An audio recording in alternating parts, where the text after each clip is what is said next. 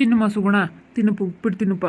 ನೀನು ಬೇಜಾರಾಗ್ಬೇಡ. ಇಲ್ಲಿ ನೋಡಿ ಯಾವಾಗಲೂ ಖುಷಿಯಾಗಿರು ಸರಿನಾ. ಉಪ್ಪಿಟ್ಟು ನೋಡಿ ಎಷ್ಟು ಚೆನ್ನಾಗೈತೆ.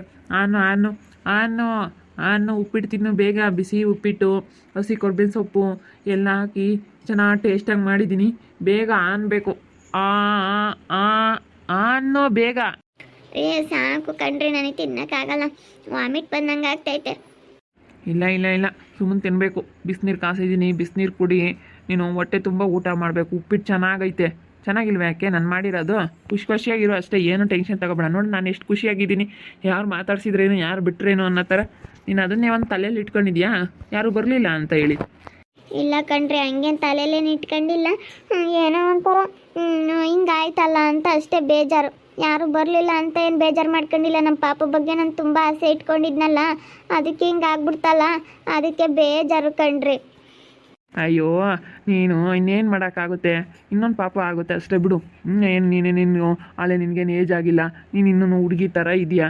ಇನ್ನೊಂದು ಪಾಪ ಆಗುತ್ತಲ್ಲ ಬಿಡು. ಏನು ಮಾಡೋಕ್ಕಾಗುತ್ತೆ? ಸ್ವಲ್ಪ ಹುಷಾರಾಗಿರ್ಬೇಕಾಗಿತ್ತು.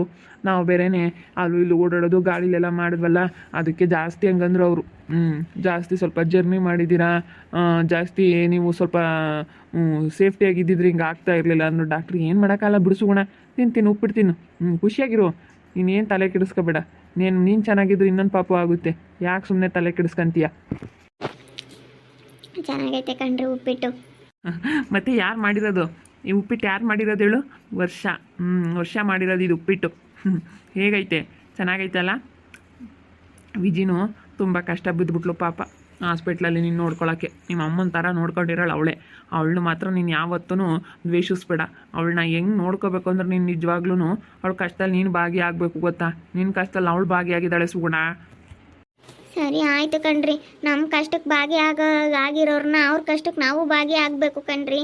ಪಾಪ ವಿಜಿ ಚೆನ್ನಾಗಿ ನೋಡ್ಕೊಂಡಿದ್ದಾಳೆ. ನನ್ನ ಎತ್ತೋದು, ಇಳಿಸೋದು, ಎಲ್ಲ ಓಡಾಡಿಸೋದು, ಎಲ್ಲನ ನನಗೆ ಬಟ್ಟೆ ಚೇಂಜ್ ಮಾಡೋದು ಎಲ್ಲ ಅವಳೇ ಮಾಡಿದ್ದಾಳೆ. ಪ್ರತಿಯೊಂದೂ ಮುಖ ಕೂಡ ತೊಳೆದಿದ್ದಾಳೆ. ಸುಗುಣ ಹಲ್ಲುಜ್ಕೋ, ನೀರು, ಊಟ ಎಲ್ಲ ಮುಂದಕ್ಕೆ ಕೊಟ್ಟಿದ್ದಾಳೆ. ಎಲ್ಲ ನಿಜವಾಗ್ಲೂ ಇವತ್ತು ನನಗೆ ತುಂಬ ಖುಷಿ ಆಗ್ತೈತೆ.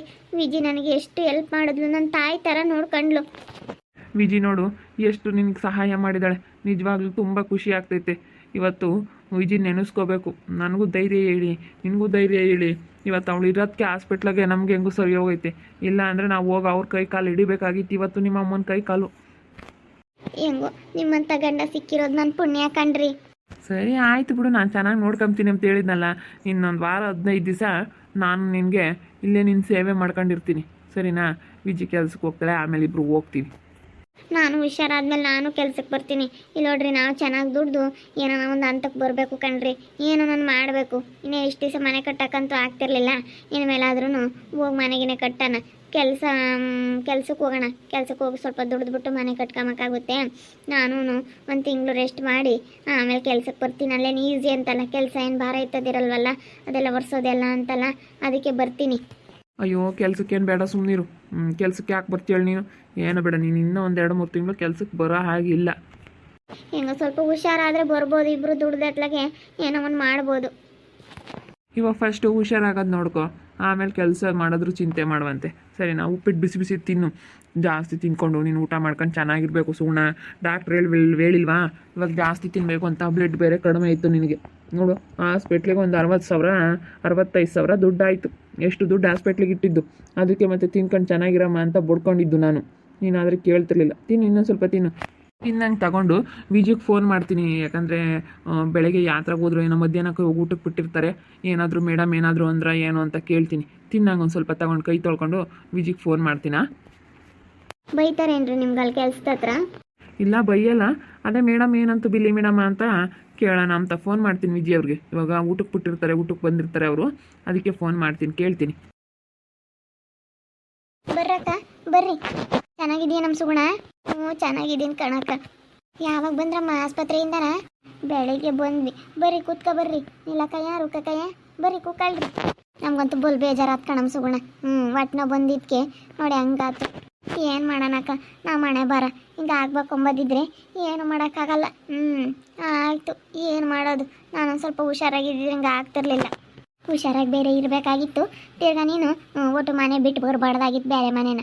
ಈಗ ಬಸ್ ರೇಗ್ಸ್ ಇದ್ದಾಗ ಯಾರೂ ಮನೆ ಖಾಲಿ ಮಾಡೋದಾಗಲಿ ಬೇರೆ ಮನೆಗಳ್ಗೆ ಹೋಗೋದಾಗಲಿ ಇದೆಲ್ಲ ನಾ ಮಾಡಲ್ಲ. ನಾನು ಅವಾಗ ನಮ್ಮ ಹುಡುಗನ ಪ್ರೆಗ್ನೆಂಟ್ ಇದ್ದಾಗ ಅವಾಗ ಒಂದು ನನಗೆ ಫಸ್ಟಿಗೆ ಒಂದು ಆಗಿತ್ತು. ಆವಾಗಲೂ ಹಂಗೇನೆ ಹೊಟ್ಟೆಗೆ ಸುತ್ತಿತ್ತು ನನಗೂ. ಅವರು ನಮ್ಮ ಮೈದ್ನಾರ ಇದ್ದಾರಲ್ಲ, ಬೇಡ ಮನೆ ಕೇಳಬೇಡ್ರಿ ಅಂತಂದರೆ, ಇಲ್ಲ ಬಿಡ್ರಿ ನಾವು ಮನೆ ಕೇಳಬೇಕು ಅಂತ ಮನೆ ಕಿತ್ತಿದ್ರು. ಆವಾಗ ನನಗೂ ಹಿಂಗೆ ಆಗಿತ್ತು. ಅದಕ್ಕೆ ಮತ್ತೆ ದೊಡ್ಡರು ಹೇಳ್ದಂಗೆ ಕೇಳ್ಕೊಂಡು ಸುಮ್ಮನೆ ನಿಮ್ಮ ಅಮ್ಮ ತೆಗಿದ್ದಿದ್ರೆ ಅದು ಆಗ್ತಿರ್ಲಿಲ್ಲ, ನಿನಗೆ ಸುಮ್ಮನೆ ಇರ್ಬೋದಾಗಿತ್ತು. ಹಿಂಗಾಗುತ್ತೆ ಅಂತ ಯಾರಿಗೆ ಗೊತ್ತಿತ್ತು ಕಕ್ಕಯ್ಯ. ನಾವು ಒಳ್ಳೇದಾಗುತ್ತೆ ಏನಂಥದ್ದೆಲ್ಲ ಏನಾಗಲ್ಲ ಅಂತ ಅಂದ್ಕೊಂಡಿದ್ವಿ. ಇಲ್ಲ ಕಣಮ್ಮ, ಅವೆಲ್ಲ ಮೊದಲಿನಾರು ಹೇಳಿರೋದು ನಿಜ. ಬಸ್ ಹೆಂಗ್ಸ್ರಿದ್ದಾಗ ಬೇರೆ ಹೋಗೋದಾಗಲಿ ಗಾಡಿ ಇಕ್ಕೋದಾಗಲಿ, ಈಗ ಮೇಲೆ ಯಾತನ ಟಾಪ್ ಮುಚ್ಚೋದಾಗಲಿ ಮನೆದ ಮೇಲ್ಚಾವಣಿ ಹಾಕೋದಾಗಲಿ ಅವೆಲ್ಲ ಮಾಡಲ್ಲ ಪ್ರೆಗ್ನೆಂಟ್ ಇರೋರು ಮನೆಯಾಗೆ. ಗಾಡಿ ಇಕ್ಕೋದು, ಬೇರೆ ಹೋಗೋದು, ಓಟುನು ಅಣ್ಣ ತಮ್ಮಗಳು ಇಂಥವೆಲ್ಲ ನಾವು ಗುದ್ದಾಡೋದು, ಜಗಳ ಆಡೋದು, ಮನೆಯ ಕಾದಾಡಬಾರ್ದು. ಮೇಯ್ನು ಮನೆಗಳಿಗೆ ಶಾಂತವಾಗಿರ್ಬೇಕು. ನೀನು ಸುಮ್ಮನೆ ಅಲ್ಲೂ ಗಲಾಟೆ ಮಾಡ್ಕೊಂಬಂದೆ, ನಿಮ್ಮ ಅಮ್ಮ ಇಂಥವು ಗಲಾಟೆ ಮಾಡ್ಕೊಂಡೆ, ಇಲ್ಲೂ ಗಲಾಟೆ ಮಾಡ್ಕೊಂಡೆ, ಸುಮ್ಮನತ್ತ ಇಲ್ಲದ್ದು ಟೆನ್ಷನ್ ಮಾಡ್ಕೊಂಡೆ. ನೀನು ಬೈಕ್ನ ಬೇರೆ ಓಡಾಡ್ತಿದ್ದಲ್ಲ ಶಾನೆ ಅದಕ್ಕೇನೆ ಡಾಕ್ಟ್ರು ನಂಗಂದರು, ಜಾಸ್ತಿ ನೀವು ಜರ್ನಿ ಮಾಡಿದ್ದೀರಾ, ಮಾಡಬಾರ್ದಾಗಿತ್ತು, ಸ್ವಲ್ಪ ಹುಷಾರಾಗಿರ್ಬೇಕಾಗಿತ್ತು ಅಂತ. ಅದು ಬೇರೆ ಜಾಸ್ತಿ ದಿವಸಕ್ಕಾಯ್ತಲ್ಲ, 5 ವರ್ಷ 6 ವರ್ಷಕ್ಕಾಯ್ತಲ್ಲ, ಅದಕ್ಕೆ ಜಾಸ್ತಿ ದಿವಸಕ್ಕಾಯ್ತು ಅಂದರೆ ಸ್ವಲ್ಪ ಹುಷಾರಾಗಿರಬೇಕು ಅಂತ ಹೇಳಿದ್ರು. ಮತ್ತು ಸ್ಯಾನ ದಿನಕ್ಕಾದರೆ ಸೂಕ್ಷ್ಮಾಗಿರಬೇಕು. ಆ ಗಿರ್ಜಮ್ಮನ ಮಗಳಿಗೆ ಒಂದು ಹೆಣ್ಣು ಹುಡುಗಿ ಆಯ್ತಲ್ಲ, ಆ ಹುಡುಗಿ ಪ್ರೆಗ್ನೆಂಟ್ ಇದ್ದಾಗ ಆ ಗಿರ್ಜಕೈ ಅಂತೂ ಒಂದು ತುಂಬಿಚ್ಚಂಬೆಚ್ಚಿಕ್ಸ್ತಿರ್ಲಿಲ್ಲ. ಆಯಮ್ಗೂ ಅಲ್ಲೇ 9-10 ವರ್ಷಕ್ಕೆ ಆಗಿದ್ದ ಮಕ್ಕಳು, ಆ ಹುಡುಗಿಗೆ ಹಂಗೆ ತುಂಬಿಚ್ಚಂಬೆತ್ತಿಕ್ಸಿರ್ಲಿಲ್ಲ ಗಿರ್ಜಕಾಯಿ. ಹಂಗೆ ನೋಡ್ಕೊಂತು. ಅದಕ್ಕೆ ಮತ್ತೆ ಸುಮ್ಮನೆ ಅಮ್ಮಾಯರ ಮನೆಗಿದ್ದರೆ ಅಮ್ಮಾಯರು ನೋಡ್ಕೊಂತಾರೆ ಎಂಬುದು. ನೀನು ಯಾರು ಹೇಳ್ದಂಗೂ ಕೇಳಲಿಲ್ಲ. ಅವಾಗ ಅವಕ್ಕ ಗಿರ್ಜಕಾಯ ಹೆಂಗೆ ನೋಡ್ಕೊಂತ ಬಿಡು ಮಗಳನ್ನಂತೂ. ಒಂದು ಇದನ್ನ ಒಂದು ಲೋಟ ಎತ್ತಿಕ್ಕಿಸ್ಲಿಲ್ಲ, ಮಂಚ ಬಿಟ್ಟು ಕೆಳಕ್ಕೆ ಇಳಿಸ್ಲಿಲ್ಲ. ಹಂಗೆ ನೋಡ್ಕೊಂತು. ಸ್ಯಾನಿದ್ನಕ್ಕಾದ್ರೆ ಒಂದು ಸ್ವಲ್ಪ ಸೂಕ್ಷ್ಮಾಗಿರ್ಬೇಕಂತೆ. ಇನ್ನು ಆತನು ಇಂಜೆಕ್ಷನ್ ಆತ ಹಾಕ್ಸ್ಕೊಂಡಿಲ್ವೇನ. ಸ್ಯಾನ ದಿನಕ್ಕಾದರೆ ಇಂಜೆಕ್ಷನ್ ಅವನ್ನೆಲ್ಲ ಹಾಕ್ತಾರಂತೆ, ಅವೆಲ್ಲ ಹಾಕ್ಸ್ಬೇಕಾಗಿತ್ತು. ಹಿಂಗೆ ಒಂದು ತಡಿ ಹಿಂಗೆ ಆಗೈತೆ ಅಂದಮೇಲೆ ಇನ್ನೊಂದು ತಡಿಗಾದರೆ ಇಂಜೆಕ್ಷನ್ ಎಲ್ಲ ಹೇಳಿದ್ರೆ ಅವ್ರು ಇಂಜೆಕ್ಷನ್ಗಳು ಹಾಕ್ತಾರೆ. ಇನ್ನೊಂದಿಟ್ಟು ಸೂಕ್ಷ್ಮಾಗಿರ್ಬೇಕು. ಓಡಾಡೋದು ಬಸ್ನಾಗು ಬೈಕ್ನಾಗು ಸ್ಯಾನೆ ಓಡಾಡಬಾರ್ದು, ಇದ್ದಿತ್ತಾಗಿರ್ಬೇಕು. ಸುಮ್ಮನೆ ಆಸ್ಪತ್ರೆಗೆ ಹೋಗ್ಬೇಕಂದ್ರೆ ಆಟನ ಕಾರ ಮಾಡ್ಕೊಂಡು ಹೋಗ್ಬೇಕು, ಸುಮ್ಮನೆ ಆಗ್ಬೇಕು ಅಷ್ಟೇನಿ. ಒಂದಿಟ್ಟು ಸೂಕ್ಷ್ಮಾಗಿರ್ಬೇಕು ಇವಾಗ. ಯಾಕಂದರೆ ಮಕ್ಕಳನ್ನ ದುಡ್ಡು ಕೊಟ್ಕೊಂಡು ಕಣಂಗಾಗುತ್ತೆ. ಆದರೆ ಮಕ್ಳು ಆದಂಗಮ್ಮ, ಇಲ್ಲಾಂದ್ರೆ ಒಟ್ಟು ಪಜಿತ್ ಬಿಡ್ಬೇಕು ನೋಡು. ಇವಾಗ ದುಡ್ಡು ದಂಡ ಪಾಪ ಆಪ್ರೇಷನ್ ಮಾಡೋಕ್ಕೆ ಒಟ್ಟೊಂದು ದುಡ್ಡು ಆಗೈತಿ ಇವಾಗ.